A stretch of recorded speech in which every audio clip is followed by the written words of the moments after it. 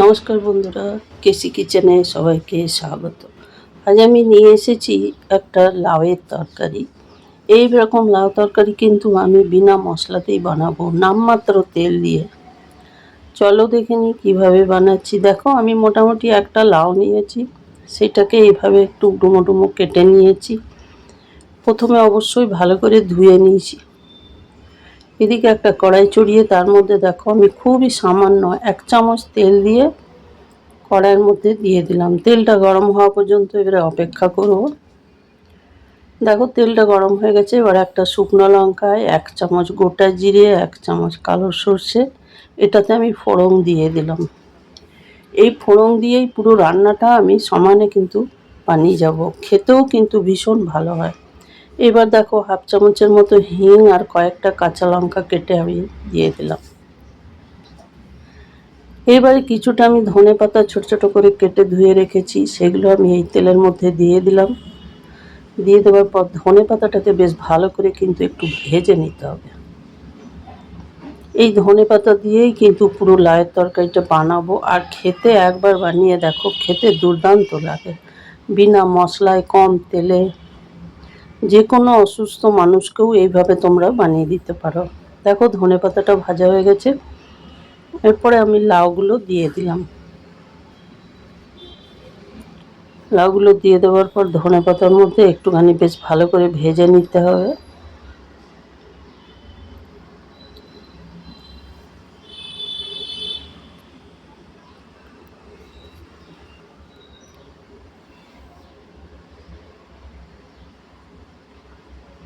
এবার দেখো পরিমাণ মতো আমি নুন দিলাম। লাউয়ের তরকারিতে একটু নুনটা কমই দিতে হয়। এরপর আমি 1 চামচের মতো হলুদ দিলাম। নুন হলুদ দিয়ে দেওয়ার পরে লাউটাকে আরও একটুখানি ভালো করে ভেজে নেব। আর এটা খুব সহজে এত চটজলদি এই রান্নাটা হয়ে যায়।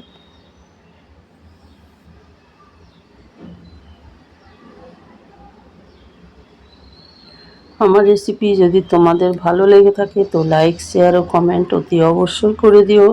আর নতুন বন্ধুদের সাবস্ক্রাইব করার অনুরোধ রইল।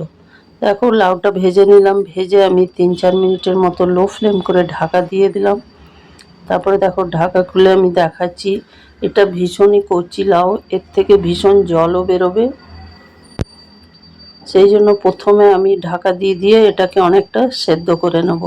দেখো ঢাকা খুলে আরও ভালো করে এটাকে নেড়ে চেড়ে দেবো, কেন কি এর মধ্যে ধনেপাতা দিয়ে আছে, নাহলে কিন্তু ধরে যাবার ভয় থাকবে। এরপরে একটা তেজপাতা আমি দিয়ে দিলাম। দেখো অনেকটা সেদ্ধ আমার হয়ে গেছে লাউটা।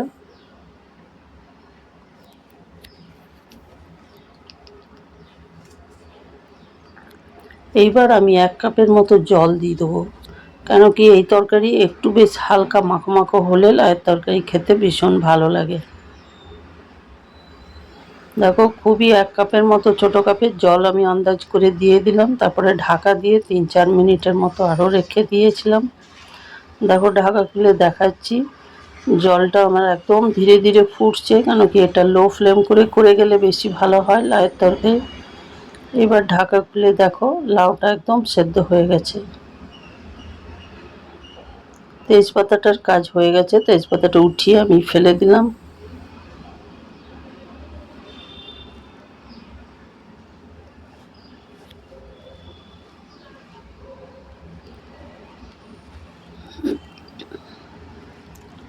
তোমরাও এরকম বিনা মশলায় খুব নামমাত্র তেল দিয়ে একদিন বানিয়ে দেখো, খেতে অসম্ভব ভালো লাগবে।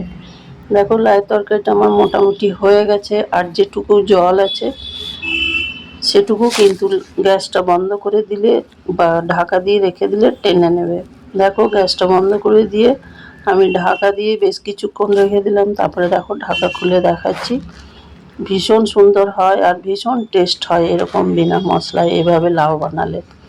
দেখো কড়াই থেকে আমি একটা বাটির মধ্যে উঠিয়ে সার্ভ করে দিলাম। তোমরা সকলে ভালো থেকো, সুস্থ থেকো। ফিরে আসছি পরের কোনো রেসিপি নিয়ে। ধন্যবাদ।